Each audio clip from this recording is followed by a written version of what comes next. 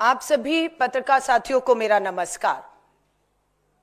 जैसे कि आप सभी जानते हैं, मेरे कंधों पर अखिल भारतीय महिला कांग्रेस की राष्ट्रीय अध्यक्ष के तौर पर जिम्मेदारियां हैं। देश के लगभग 28 राज्यों के दौरे एक नहीं, दो नहीं, तीनों बार, अनेकों बार कर चुकी हूं। अभी 10 दिन के दौरे करके मैं कल ही दिल्ली लौटी और खबरें जो देश भर से हमारे सामने, खासतौर से नाबालिग बेटियों के साथ जघन्य अपराध, कोई भी खबर पड़ेगा ये खबरें आपको हिलाकर रख देंगी। नाबालिग बेटियों के साथ भाजपा की डबल इंजन की सरकारों में जो कुछ भी हो रहा है वो बिल्कुल मैं कहूंगी देश के सामने आज रखने की मेरी जिम्मेदारी है, रख भी रही हूं। और ये साबित होता है कि देश में भाजपा की डबल इंजन की सरकारें हमारी बेटियों के लिए एक अभिशाप साबित हो रही हैं। मैं शुरू करती हूं मामला महाराष्ट्र से, जहां पर भाजपा की डबल इंजन की सरकार है। महिला है, सांसद है महाराष्ट्र से भाजपा की, केंद्रीय मंत्री भी हैं। इन्हीं की नाबालिग बेटी के साथ छेड़छाड़ का मामला हमारे सामने आया है। केंद्रीय मंत्री रक्षा खड़से की नाबालिग बेटी और दोस्तों के साथ छेड़खानी होती है। महिला मंत्री को, केंद्रीय मंत्री को खुद जाकर एफआईआर करानी पड़ रही है। और एफआईआर के बाद पता लगता है कि जिन्होंने इस अपराध को किया है वो कोई और ही नहीं, भाजपा के ही पूर्व पार्षद पीयूष मोरे, भाजपा के ही है ये लड़के। और इनकी तस्वीरें देवेंद्र फडणवीस मुख्यमंत्री जी के साथ, पूर्व मुख्यमंत्री राज्य के उप मुख्यमंत्री के साथ, भाजपा नेताओं के साथ, इन अपराधियों की, जो अपनी ही भाजपा की नेता केंद्रीय मंत्री की नाबालिग बेटी को छेड़ने में भी एक बार सोचते या डर नहीं आता है, क्योंकि कहीं ना कहीं पार्टी के भीतर ही दिख रहा है कि चल क्या रहा है। सरकार, भाजपा की डबल इंजन की सरकार किसे समर्थन दे रही है, ये अपने आप में बेहद गंभीर मामला है। मुझे लगता है बिल्कुल केंद्रीय मंत्री हैं, महिला हैं, रक्षा खर्च से, अगर इन्हें न्याय नहीं मिलता तो उन्हें प्रोटेस्ट के तहत इस्तीफा देकर सरकार से बाहर आकर बेटी अपनी ही नहीं, दूसरी बेटियों जिनका जिक्र मैं करने वाली हूं, उनकी लड़ाई को लड़ना होगा।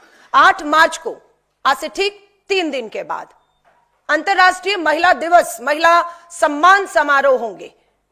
लेकिन इन बेटियों के साथ जो अपराध हो रहा है, इस पे आप पर्दा कैसे डालेंगे, इसे आप कैसे सेलिब्रेट कर सकते हैं या करेंगे, ये सवाल मैं पूछने के लिए हूं। महाराष्ट्र ही राज्य मैंने डबल इंजन का लिया तो पहला वाक्य आपका सामने, और दूसरा, पुणे में चाकू की नोक पर 19 साल की लड़की से गैंग रेप का वीडियो बनाया गया और वायरल किया गया और न्याय नहीं है। यह महाराष्ट्र के पुणे की घटना है। गैंग रेप 19 साल की बच्ची के साथ और वीडियो बनाया गया, कोई कार्रवाई नहीं है।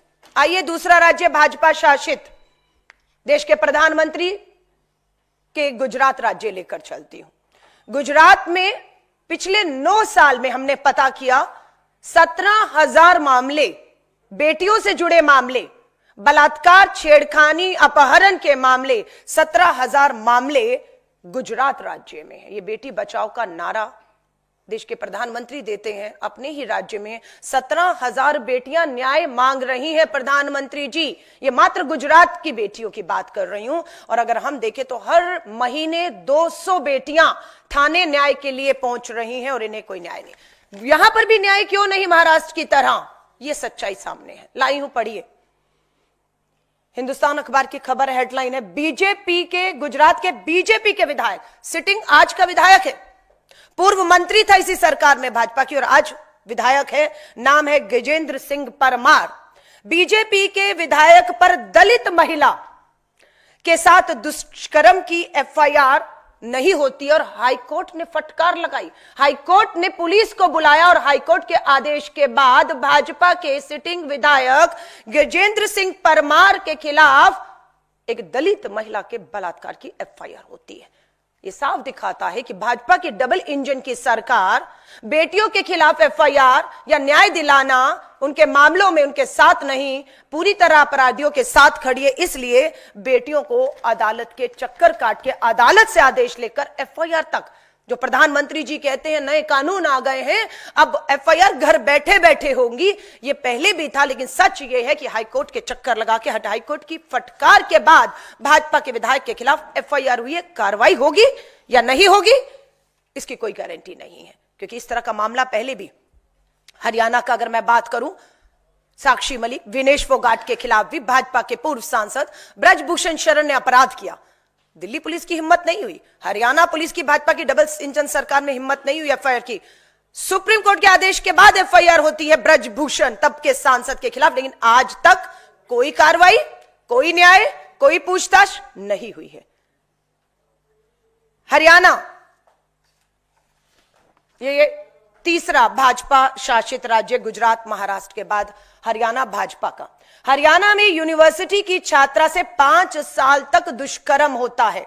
हॉस्टल वार्डन के पति पर आरोप, बेटे से छेड़छाड़। 5 साल से हमारी बेटियां जो हॉस्टल में पढ़ रही हैं, बलात्कार हो रहे हैं, शिकायतें हो रही हैं। सरकार क्यों मूक दर्शक बनकर इन हॉस्टल में इस तरह के अपराध को 5 साल तक या आज तक न्याय न दिलाकर पनपने दे रही है? कहीं इसके भी तार हरियाणा के भाजपा नेताओं के साथ तो नहीं जुड़े हुए? हमारा सीधा आरोप है। यह तीसरा भाजपा का डबल इंजन की सरकार। चौथा राज्य मैं आपको ले जा रही हूं मध्य प्रदेश में। मध्य प्रदेश में हिला देने वाली खबर है। नाबालिग बेटियों के साथ दुष्कर्म होता है। 3 नाबालिग बेटियों के साथ मध्य प्रदेश के टीकमगढ़ में अपराध होता है, जिसमें से 5 साल की बच्ची भी है। इन 3 बच्चियों में मात्र 5 साल की, मध्य प्रदेश के टीकमगढ़ में 5 साल की बच्ची के साथ भी अपराध हुआ है, जो बुरी तरह से घायल है, खून में लथपथ, हॉस्पिटल में इलाज चल रहा है। बच्ची की उम्र 5 साल है। और इसमें जो दूसरी नाबालिग बेटी है, जिसकी उम्र, जबलपुर का यह मामला है, 14 साल है, उसने आत्महत्या कर ली है। मात्र 14 साल की बच्ची, जघन्य अपराध, दुष्कर्म, सामूहिक बलात्कार। वो बच्ची के साथ बलात्कार हुआ, उसके बाद बच्ची किसकी निगरानी में थी या किसकी निगरानी में होनी चाहिए? कैसे उस 14 साल की बच्ची ने आत्महत्या कर ली, या उसे आत्महत्या करने पर मजबूर किया गया, या उसकी आत्महत्या होते हुए उसे रोकने की बजाय उसे होने दिया गया? क्योंकि यहां पर भी सीधा सीधा पता लगता है कि कहीं ना कहीं भाजपा के लोग, इन नाबालिग बेटियां, ये मैं कहूंगी हर एक से, इसे हल्के में मत लीजिएगा। ये देश में हर राज्य में, खासतौर से भाजपा शासित राज्य में, भाजपा के नेताओं की भागीदारी शामिल है इसमें, और मामलों को दबाकर न्याय नहीं मिल रहा है। भोपाल में भाजपा नेता ने, ये मध्य प्रदेश की, वो जबलपुर की खबर है, तो ये भोपाल की खबर है, पत्रिका की खबर है। भोपाल में भाजपा नेता ने नाबालिग से किया रेप, पुलिस ने नहीं लिखी रिपोर्ट। यहां पर क्या है? नाबालिग है, यहां भी क्या है? रेप है। यहां पर भी क्या है? भाजपा की डबल इंजन की सरकार। और यहां पर भी हेडलाइन है, पुलिस ने नहीं लिखी रिपोर्ट। मध्य प्रदेश के मऊगंज जिले से बड़ा मामला सामने आया, जहां नाबालिग के साथ बीजेपी के नेता ने दुष्कर्म किया और पुलिस रिपोर्ट लिखने से मना कर रही है। कौन है ये? कौन है ये नेता? अखिल भारतीय विद्यार्थी परिषद के पूर्व संगठन मंत्री हैं मऊगंज से, जिसने दुष्कर्म किया है और कार्रवाई नहीं हो रही। अखबारों में फोटोएं हैं, तस्वीरें हैं, पत्रकारों ने इनकी जांच की तो पता लगा ये नाबालिग बेटियों का बलात्कार करने वाले कोई और नहीं, या तो ये भाजपा के सिटिंग महाराष्ट्र जो है आपके महाराष्ट्र में पूर्व पार्षद है, गुजरात में सिटिंग विधायक है, और यहां पर अखिल भारतीय विद्यार्थी परिषद का महामंत्री है, जिसने नाबालिग बेटी का बलात्कार। आप सब में एक ही चीज देखेंगे कि भाजपा की डबल इंजन की सरकार है, बेटियां नाबालिग हैं, दोषी भाजपा के बड़े नेता हैं, सरकार सत्ता का संरक्षण है, पुलिस एफआईआर नहीं कर रही, और बेटियों को न्याय के लिए अदालत जाना पड़ा, और अदालत की फटकार के बाद एफआईआर होती है। ये सब मामले पूरे के पूरे एक जैसे हैं, जिसे मुझे महसूस हुआ कि दिल्ली में अपना दौरा में जो खत्म करके आई कि सबसे पहले मुझे देश के सामने इन हकीकत को रखना है। टीकमगढ़ में नाबालिग रेप में हिरासत में बीजेपी नेता, आरोपियों को अपने होटल में दी थी जगह। यह भी भाजपा का नेता है, अपने होटल में, जिनका नाम है संजू यादव, ये भाजपा के नेता हैं। इन्होंने अपने होटल में 2 शख्स जो नाबालिग बेटी को अपहरण करके लाते हैं, जिसकी जानकारी भाजपा के संजू यादव को थी कि मेरा होटल है, बेटी लाई गई है, एक कमरे में 3 लोग हैं, बलात्कार होता है, वीडियो बनाया जाता है और ये सब भाजपा की नेता की जानकारी में, संरक्षण में, उसी के होटल में होता है और पुलिस एफआईआर की हिम्मत नहीं दिखाती है।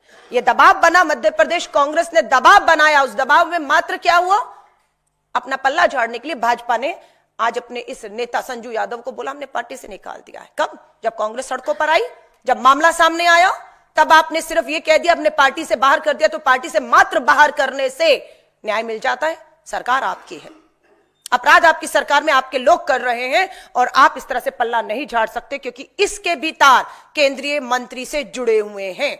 सो इनके होटल में जो खेल चल रहा है उसमें भाजपा के बड़े नेता, केंद्रीय मंत्री, विधायक शामिल हैं। यही बचा रहे हैं इन्हें। अंकिता भंडारी का मामला आपको याद होगा, उत्तराखंड का।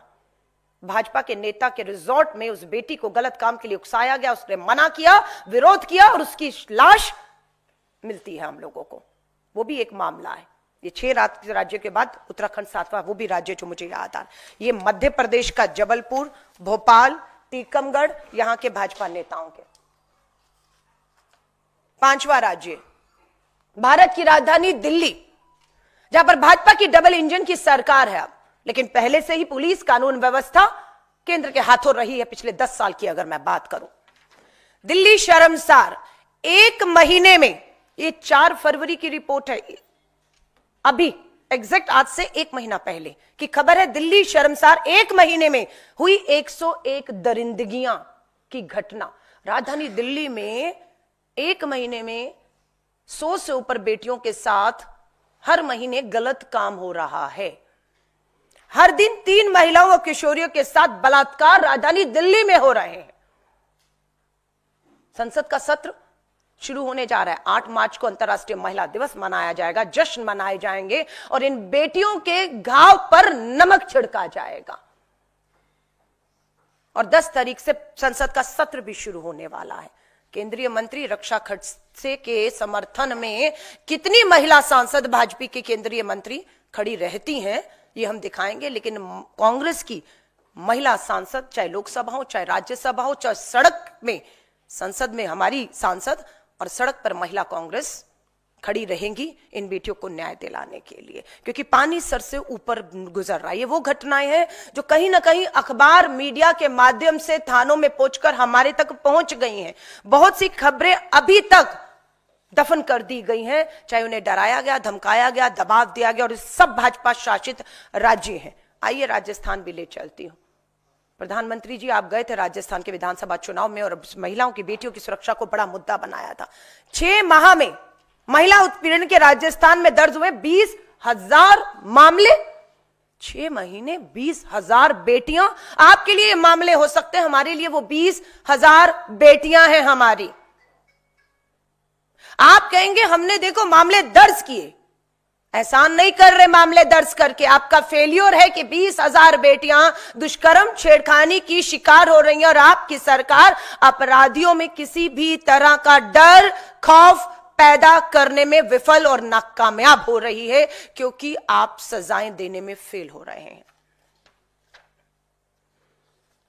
राजस्थान पत्रिका 6 माह में महिला उत्पीड़न के राजस्थान में 20,000 महिलाओं के साथ छेड़खानी। मोदी शाह अब चुप क्यों हैं? आइए एक और आपको दिखाती हूं। यह आसान नहीं है मेरे लिए दिखाना। महिला हूं, मां हूं और बेटी की उम्र यहां पर मात्र 4 साल है। खबर हेडलाइन है, राजस्थान बच्ची के साथ 4 साल की बच्ची के साथ दुष्कर्म किया गया। छाती पर ब्लड से, बेटी की छाती पर ब्लड से आई लव यू लिखा दरिंदे ने। इसके बाद भी खौफ नहीं, डर नहीं, सजाएं नहीं। मुझे लगता है कि जितना दोष, जितनी कड़ी सजाएं हम इन अपराधियों के लिए मांग रहे हैं, उतने ही बड़ी दोषी, गुनाहगार और सजा जो जिम्मेदार हैं इन अपराधों को रोकने में और नहीं हो रहे हैं, उन्हें भी उतनी ही बड़ी सजा मिलनी चाहिए। चाहे वो कोई भी मंत्री है, विधायक है, पुलिस है, प्रशासन है, अगर उनका फेल्यूर है तो उन्हें भी अपने पद से, अपनी नौकरी से, अपनी जिम्मेदारी से तुरंत मुक्त करना चाहिए और उन्हें सजा मिलनी चाहिए, क्योंकि उनके फेल्यूर की वजह से ये घटनाएं जो हैं पूरे देश भर में। मैं भी बिहार राज्य का दौरा 7 दिन बिहार का दौरा कर कर आई हूं। बिहार में भी हालत बहुत बेहतर इन राज्यों से नहीं है, लेकिन भाजपा के डबल इंजन की सरकारों में इतना दबाव पुलिस प्रशासन पर है, इवन मीडिया के दबाव के बावजूद आप सोचिए कि खबरें नहीं बाहर निकलें, दबाने की कोशिश के बावजूद मैं देखती हूं फिर भी हर अखबार भाजपा शासित इन राज्यों की इन महिलाओं, नाबालिग बेटियों के बलात्कार, हत्या, अपराध, 14 साल की बच्ची का आत्महत्या का मामला, सिर्फ सबूत नष्ट करने हैं, दोषियों को बचाना है। अखिल भारतीय महिला कांग्रेस ने ठाना है कि हम इसे हल्के में कतई नहीं लेंगे। 10 मार्च से संसद का सत्र शुरू हो रहा है। देश के प्रधानमंत्री जी बेटी बचाओ के नारों से संसद की दीवारें अंदर और बाहर गूंजने वाली हैं। हम आपको आराम और चैन से नहीं बैठने देंगे। आपकी सरकार की केंद्र सरकार हो, भाजपा शासित डबल इंजन की सरकारों की जिम्मेदारी, जवाबदेही हम तय करेंगे। हम पूछेंगे आपसे कि क्यों इस देश में खौफ और डर अपराधियों में नहीं कम हो रहा है, क्यों आपके नेता इन्हें समर्थन दे रहे हैं और आप बेटी बचाने की बजाय इन अपराधियों को और अपने नेता जो इसमें शामिल है उसे बचाने का प्रयास पिछले 10 सालों से कर रहे हैं, और हद से बदतर हालात हमारी इस बेटियों के लिए हो रहे हैं। बिल्कुल इस संसद सत्र में बेटियों की सुरक्षा का मुद्दा सबसे प्रथम रहेगा, लेकिन दूसरा मुद्दा महिला आरक्षण कानून। लंबे एक संघर्ष के बाद पास तो हो गया, कानून तो आ गया, पर लागू नहीं हो रहा है। हम केंद्र की भाजपा सरकार पर पूरी तरह से इस पूरे संसद सत्र के दौरान दबाव बनाने वाले हैं कि 33% महिला आरक्षण कानून को तुरंत आज और अभी संसद सत्र में चर्चा करके लागू करने पर जो है विचार किया जाए। अगर नियत होगी तो मुझे पूरा विश्वास है, अभी 6 महीने बिहार चुनावों में है, 243 सीटों पर चुनाव है बिहार की विधानसभा में इसी साल अक्टूबर नवंबर में। अगर नियत होगी तो आरक्षण जो पास है वो लागू भी होगा, और बिहार पहला ऐसा राज्य हो सकता है जहां पर महिला आरक्षण के तहत विधानसभा चुनाव भी हो। लेकिन सरकार की पूरी कोई नियत नहीं लग रही, और मुझे लगता है कि जब देश की विधानसभाओं में, देश की लोकसभा में इस आरक्षण के लागू होने के बाद हमारी आधी आबादी जब सदन में पहुंच जाएगी, तब इन्हें भी, ये जो आधी आबादी को न्याय नहीं मिल रहा है, मुझे पूरा भरोसा है जब ये आधी आबादी सदन में पहुंचेगी तो इस आधी आबादी को खासतौर से, जिसमें हमारी नाबालिग बेटियां 4 और 5 साल की, 14 साल की शामिल हैं, उन्हें न्याय तब मिल पाएगा। क्योंकि सच तो यह कि अब न्याय नहीं मिल पा रहा है, क्योंकि महिलाओं की भागीदारी विधानसभा और लोकसभाओं में ना के बराबर है, और जो आवाजें हैं वो सुनाई नहीं दे रही हैं, वो नाकाफी है। इसलिए इन दोनों चीजों को लेकर महिला सुरक्षा प्रथम पर रहेगा, और आरक्षण को लेकर अखिल भारतीय महिला कांग्रेस पूरे देश के हर राज्य की, हर राजधानी, हर जिले में पूरे इस संसद सत्र के दौरान अपना रोष प्रदर्शन, हमारी मांग आरक्षण लागू करना, बेटियों को सुरक्षा, बेटी बचाओ के नारे के तहत हम पूरे इस आंदोलन को उठाएंगे। और मैं आप मीडिया पत्रकार साथियों को कहूंगी, मुझे मालूम है देश में बहुत सी ब्रेकिंग न्यूज, टीआरपी और जिस तरह के टीवी में देखा जा रहा है, आपस में लड़वा कर झड़वा कर, किस तरह की भाषा, किन लोगों कहां जा रहा है देश, मुद्दे क्या हैं और क्या 24 घंटे टीवी पे दिखाया जा रहा है। ये सच्चाई जिम्मेदारी बनती है कि हालात बद से बदतर हो रहे हैं, आसादी आबादी का जीना मुश्किल हो रहा है। प्लीज मैं आपसे हाथ जोड़कर कहूंगी इसकी संवेदनशीलता इन मामलों की, क्योंकि राष्ट्रीय अध्यक्ष बने हुए मुझे 1 साल का समय हुआ, और 1 साल में मैंने देश के दौरे किया, और अभी 10 दिन के दौरे करके लौटी हूं, बैठा नहीं गया, और आपके सामने इस संवेदनशील मामले को, बेटियों से, आदि आबादी से जुड़े मामलों को लेकर आपसे भी हाथ जोड़कर मीडिया से गुहार करूंगी, बनिए इनकी आवाज, लाइए अपने मुद्दों को, जो हाशिए पर ये मुद्दे हैं, इन्हें भी केंद्र में लाकर प्राथमिकताओं में अपनी, मैं मीडिया से हाथ जोड़कर कहूंगी, शामिल करिए, क्योंकि हालात बद से बदतर हैं। धन्यवाद। आप साथियों का कोई सवाल हो इससे संबंधित, उनका स्वागत है। आप ये जो संसद में आंदोलन छेड़ने वाली, संसद में और बाहर, मैं राजीव हितवाद से, ये जो आप 10 तारीख को जो सेशन ब्रेक के बाद शुरू होगा वापस बजट सेशन, तो क्या इसमें आपके जो एमवीए के साथी हैं महाराष्ट्र के, जैसे रक्षा खड़से जो मंत्री हैं उनकी बेटी का मामला भी है, तो क्या उनके साथ कोऑर्डिनेशन के लिए कोई पहल आप करेंगे? और इंडिया के जो आपके पार्टनर हैं अदरवाइज भी पूरे देश में? देखिए, मैं ये कहूंगी देश की आधी आबादी बेटियों का मामला है। बेटियां भाजपा शासित राज्यों की हो, बेटियां कांग्रेस शासित राज्यों की हो, बेटियां हमारे गठबंधन के राज्यों की, बेटियां बेटियां हैं। इस आधी आबादी को सुरक्षा उसका संवैधानिक हक और अधिकार है, मौलिक अधिकार है, उसे मिलना है। मैंने अगर इनका मामला उठाया है तो ये दिखाता है कि कहां तक पहुंच चुके हैं, डर कहां तक खत्म हो चुका है कि महिला है, भाजपा शासित राज्य की महिला है, नेता है, सांसद है, केंद्रीय मंत्री है, और कोई आम शख्स नहीं है जो उसकी नाबालिग बेटी के साथ छेड़छाड़ कर रहा है। भाजपा का ही पार्षद है, पूर्व पार्षद, जिसके साथ फोटोएं हैं। तो मामला तो यहां तक पहुंच चुका है। ये तो सारे आम मामले, आम गरीब बेटियों के मामले हैं। उम्मीद ही मत करिए। लेकिन मैं आपसे कह रही हूं, मुझे क्यों कहना पड़े कि आप आइए या ना आइए। मैं अखिल भारतीय महिला कांग्रेस की राष्ट्रीय अध्यक्ष हूं। मेरे शीर्ष नेतृत्व मुझसे उम्मीद करता है कि मुझे राजनीति से ऊपर उठकर, क्षेत्रों से ऊपर उठकर मुझे इन मामलों को उठाना है। मैं आज फिर आपसे कह रही हूं, तेलंगाना, कर्नाटका, हिमाचल कांग्रेस की सरकार है। मैं कहती हूं आएगा कोई मामला तो भाजपा बाद में मैदान में खड़ी होगी। अलका लांबा पहले उन राज्यों के, अपनी सरकारों के सामने जाकर खड़ी हुई। हिमाचल में मैं खड़ी भी हुई जाकर, जब पता लगा कि भाजपा के एक सिटिंग विधायक ने अपनी ही बूथ जो कार्यकर्ता उसकी बेटी के साथ अश्लीलता की, तो अलका लांबा दिल्ली नहीं अपनी सरकार के सामने बैठी थी। बेटी बेशक भाजपा की थी, न्याय की मांग की। अलग बात है, बेटी पर दबाव बनाया गया भाजपा द्वारा और बेटी को दबाव बनाकर उसका मामला वापस करवाया गया हिमाचल के अंदर। लेकिन हमारा पूरा दबाव है कि पहले की जो है शिकायत झूठी थी या वापस लेने का दबाव था, दोनों की भी जांच होनी चाहिए। और सच्चाई, विश्वास दिलाया मुख्यमंत्री ने, जांच चल रही है।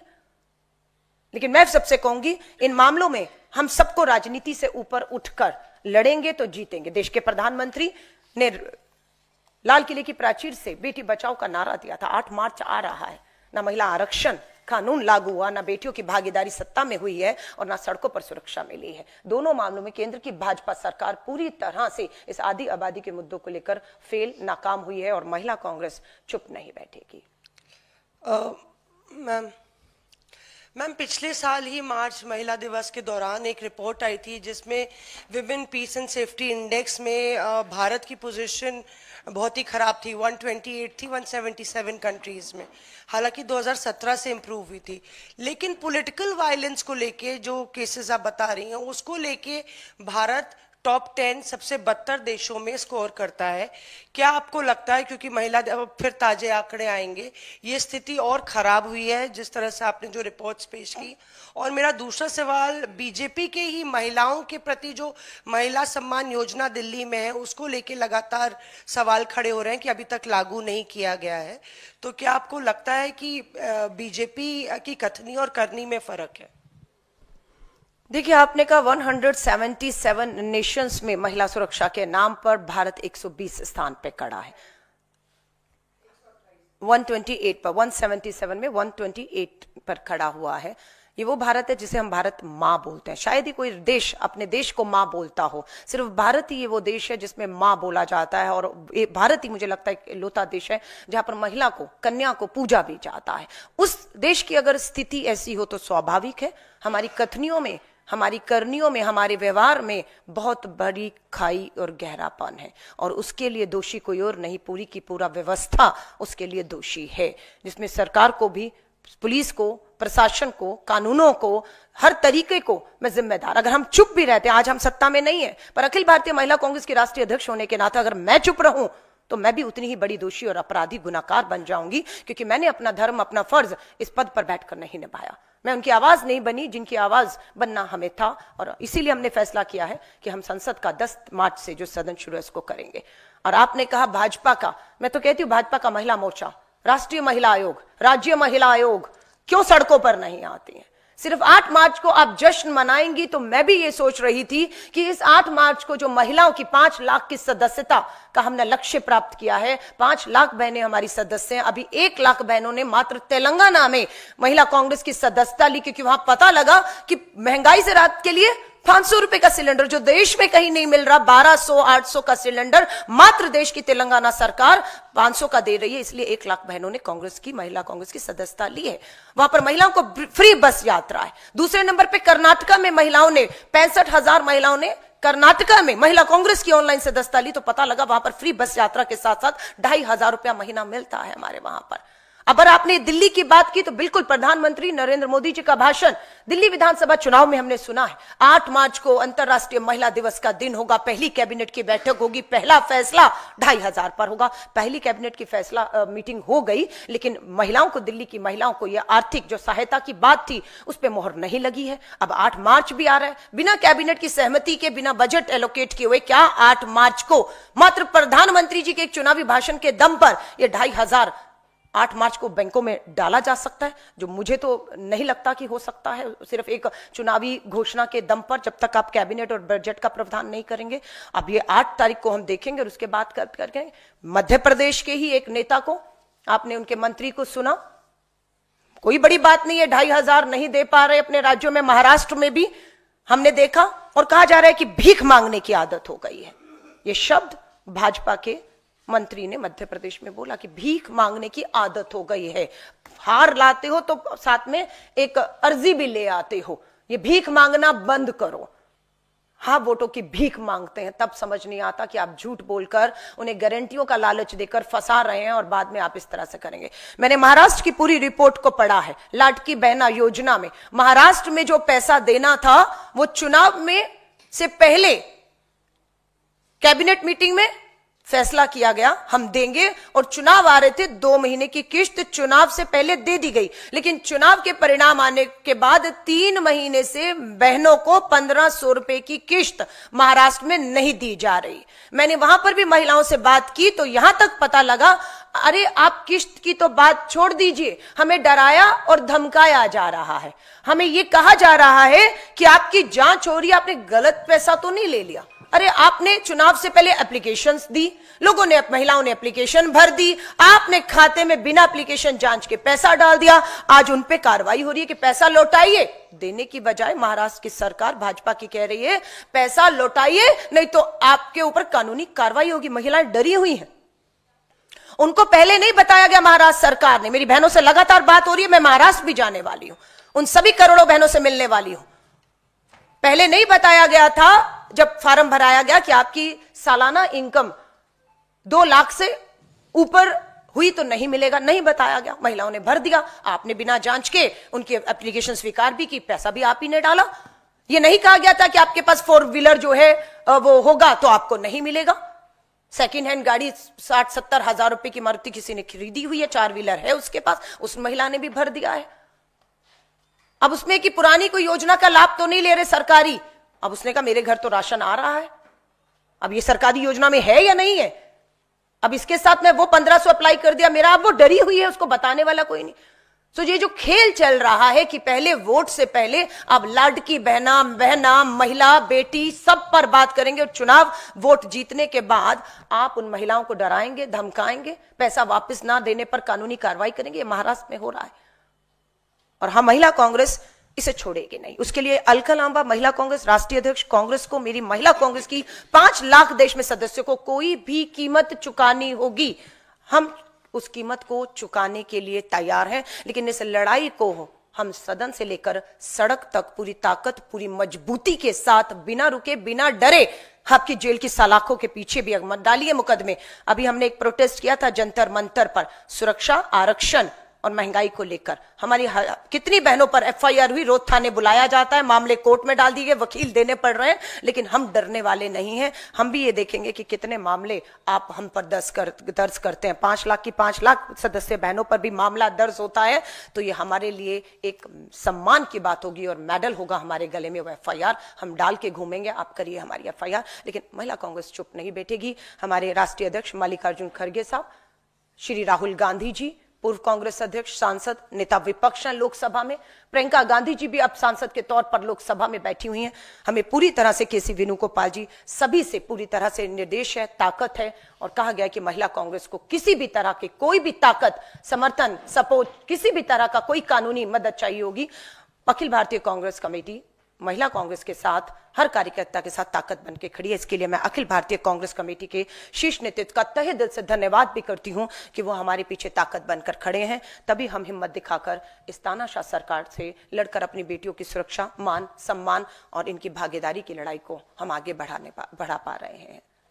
अलका जी, आज मध्य प्रदेश के मुख्यमंत्री मोहन यादव ने कहा कि उनकी सरकार की जीरो टॉलरेंस नीति का परिणाम है कि वहां पर महिलाओं के खिलाफ अपराध में कमी आई है। वहीं आंकड़े कुछ और बयान करते हैं।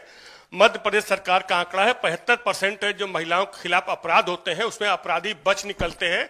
उसमें सबसे बड़ी वजह यह होती है कि उन महिलाओं पर दबाव डालकर उनका बयान बदलवाया जाता है। मैं आपसे बिल्कुल सहमत हूं, ये लगातार हो रहा है और मैं हाथ जोड़कर मीडिया से ही मदद मांग रही हूं, क्योंकि इस देश के लिए जितनी जिम्मेदारी किसी की है उतनी मीडिया और हम सबकी मिलकर है। ये देश हमारा है, ये बेटियां हमारी हैं और ये सब खुले आम हो रहा है। ये लड़ाई अकेली महिला कांग्रेस या अकेली कोई महिला नहीं लड़ सकती, इसीलिए मैं आपका साथ मांग रही हूं। आपने सही कहा, ये जो दावे हैं ये खोखले हैं, चाहे वो मध्य प्रदेश के मुख्यमंत्री हो, चाहे गुजरात हो, चाहे छत्तीसगढ़ हो, चाहे राजस्थान हो, चाहे दिल्ली हो, इन सबके दावे खोखले हैं। सच्चाइयां कहीं ना कहीं दबाने के बावजूद भी सामने आ रही हैं। ये भाजपा के राजस्थान, गुजरात की जो मैंने आपको खबर दिखाई है, वो गुजरात का सिटिंग विधायक है। आपने टीकमगढ़ वाले को तो पार्टी से निकाल दिया दबाव में। मैं पूछना चाहती हूं कि गुजरात के इस विधायक को आपने पार्टी में अभी तक क्यों बनाए हुआ है? मैं ये पूछना चाहती हूं प्रधानमंत्री नरेंद्र मोदी जी, प्लीज बताइए कि ये जो गुजरात का विधायक जिसपे इतने गंभीर आरोप लगा है, गजेंद्र सिंह परमार, पूर्व मंत्री, विधायक, दलित के महिला के बलात्कार में पार्टी का सम्मानित सदस्य क्यों बना हुआ है? प्रधानमंत्री जी, हम लोग करेंगे आंदोलन, आएंगे सड़कों पर, होंगी हम पर एफआईआर, शायद जेल भी जाना पड़े, हम जेल जाने को पूरी तरह तैयार है। लेकिन मैं आपसे कहूंगी, अगर मीडिया, सच्चाई ये है, अगर मीडिया का साथ नहीं मिला तो ये खबरें चौथे पच्चे पन्ने पर इतनी सी छपती हैं और खत्म हो जाती हैं। ये कुछ अखबारों ने हिम्मत की कि बिना डरे कि इनके राज्यों में इनके नेताओं के नाम के साथ हेडलाइन बनाया है, इन्होंने हेडलाइन बनाया, मैं हिम्मत की दाद देती हूं, इन पे भी दबाव आया होगा, लेकिन नहीं, हेडलाइन बनी है। उसके बाद अलग बात है कि मामले खत्म हो जाते हैं। हेडलाइन बनी, हिम्मत दिखाई गई, उसके बाद हर एक की हिम्मत तोड़ने का एक काम सत्ता में बैठे लोग कर रहे हैं और प्रधानमंत्री नरेंद्र मोदी जी इसे मुखदर्शक बनकर देख रहे हैं। मैंने कल ही पत्र लिखा, उसकी कॉपी मैं आपके साथ शेयर जरूर करूंगी। मैंने देश की महामहिम राष्ट्रपति द्रौपदी मुर्मू जी से भी कल लिखित में दोबारा से, मुझे 1 साल अध्यक्ष हो गया बने हुए, पिछले 8 मार्च और इस 8 मार्च को अंतर्राष्ट्रीय महिला दिवस, आदि आबादी को उनका समय समर्पित होना चाहिए। हर एक क्षेत्र की महिला को जो उनसे मिलना चाहती है, राष्ट्रपति जी से निवेदन करूंगी हाथ जोड़कर, दरवाजे खोल दीजिए अपने राष्ट्रपति भवन के, कि आज का दिन आदि आबादी को कम से कम 8 मार्च का दिन समर्पित कर दीजिए कि आप सिर्फ महिलाओं से मिलेंगी और उस हर महिला से मिलेंगी जो आपके दरवाजे पर न्याय की गुहार लेकर आ रहा है। मैंने भी लिखित में समय मांगा है कि ये सारी चीजों को लेकर संसद का सत्र 10 मार्च को शुरू होगा। महामहिम जी, राष्ट्रपति जी, आप हमें समय दीजिए, हम आपसे बंद कमरे में 5 लोग बैठकर बात करना चाहते हैं। मात्र 5 महिलाओं का डेलीगेशन जो अलग अलग राज्यों में दौरे करके इन सभी चीजों से रिपोर्ट लेकर, जो हमारी पीड़िताओं से बात हुई, इनके परिवारों से बात हुई है, वो न्याय की गुहार लगा रहे हैं। और मैं उम्मीद करती हूं कि अगर आप 8 मार्च का दिन पूरा मीडिया भी अपने हर पन्ना, हर अखबार ये लाखों करोड़ों मामलों को समर्पित अगर करेगा, तो मुझे है कि इन बेटियों को, नाबालिग बेटियों को, उनके परिवार जो अदालतों के चक्कर काट रहे हैं, उनकी भी हिम्मत बढ़ाने का काम, चाहे इलेक्ट्रॉनिक मीडिया हो, चाहे प्रिंट मीडिया हो, चाहे डिजिटल मीडिया हो, मुझे लगता है इस आधी आबादी को आवाज की जरूरत है और उसकी अपनी आवाज कहीं ना कहीं सुनी नहीं जा रही। इसलिए मैं आपको उस आवाजों में शामिल होने के लिए आमंत्रित भी करती हूँ। धन्यवाद।